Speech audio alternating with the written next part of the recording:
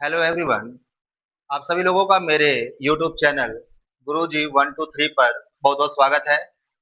आज हम लोग बात करेंगे वर्ब के टेंस को पहचानने के बारे में। आपको आपने देखा होगा कि अक्सर हम लोग वर्ब को उसके टेंस के बेसिस पे पहचान नहीं पाते और आने वाले क्वेश्चन को सॉल्व करना भी हमारे लिए काफी टफ हो जाता है।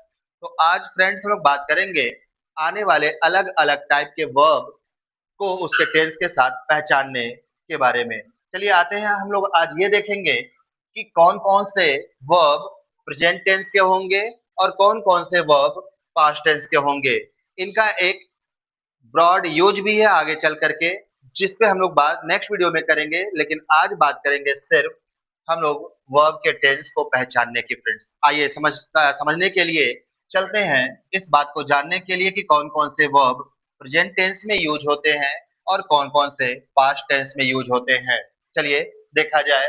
अगर हम लोग हेल्पिंग वर्ब डू डच की बात करेंगे फ्रेंड्स, तो इन्हें प्रेजेंट टेंस का वर्ब कहा जाता है, जबकि डू डच का पास्ट टेंस डिड होता है। जब भी डिड आएगा तो ये पास्ट टेंस का वर्ब हो जाएगा। ठीक उसी तरह से is am are present tense का हेल्पिंग वर्ब होता है, जबकि वाज वर पास्ट टेंस का हेल्पिंग वर्ब होता है। Friend has have present tense का वर्ब है, जबकि इसी का पास्ट टेंस हैड होता है। कैन प्रेजेंट टेंस का हेल्पिंग वर्ब होता है। कुड पास्ट इसका पास्ट टेंस हो जाता है। मे प्रेजेंट टेंस का हेल्पिंग वर्ब होता है, इसका पास्ट टेंस माइट हो जाता है। अगर हम लोग एक और हेल्पिंग वर्ब के बारे में बात करें फ्रेंड्स, तो हम बात करेंगे यहाँ विल को लेकर। विल ये प्रेजेंट टेंस का वर्ब नहीं है, ये फ्यूचर टेंस का वर्ब है, फिर भी इसका पास्ट टेंस होता है। तो हम लोग यहाँ पर ये जानेंगे कि विल फ्यूचर टेंस का हेल्पिंग वर्ब है, जबकि इसका पास्ट टेंस वुड होता है। फ्रेंड्स इस तरह से आप देखेंगे कि कौन कौन से हेल्पिंग वर्ब प्रेजेंट टेंस में यूज होंगे और कौन कौन से हेल्पिंग वर्ब पास्ट टेंस में यूज होंगे।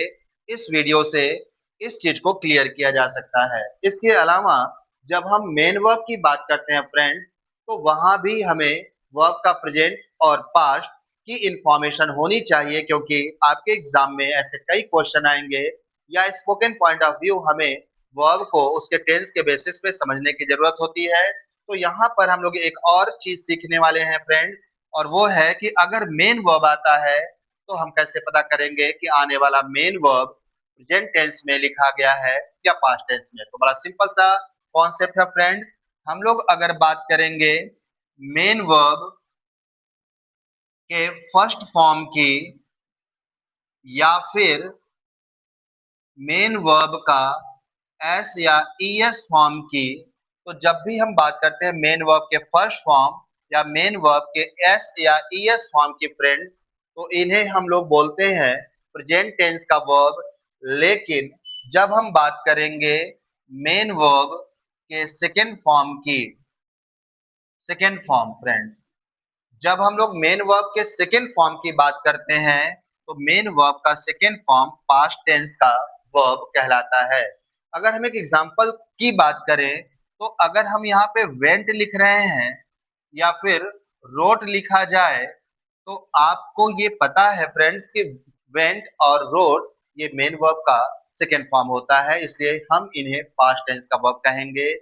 जबकि अगर मैं यहाँ एग्जांपल लूं, तो गो लिखा जाए, राइट लिखा जाए, या फिर मैं यहाँ पे गोज कर दूं या फिर यहाँ पे राइट्स कर दूं फ्रेंड्स, तो आप देखेंगे ये मेन वर्ब का फर्स्ट फॉर्म होता है, मेन वर्ब का एस या ईएस फॉर्म होता है, इसलिए हम इन्हें प्रेजेंट टेंस का मेन वर्ब कहते हैं।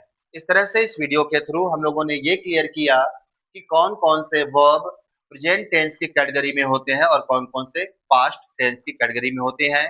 उम्मीद करेंगे फ्रेंड्स कि आप इस वीडियो को देखने के बाद प्रेजेंट टेंस का वर्ब और पास्ट टेंस के वर्ब को लेकर कंफ्यूज नहीं होंगे। ऐसे ही वीडियोस आपके लिए आगे भी लेकर के आता रहूंगा। तब तक के लिए टेक केयर।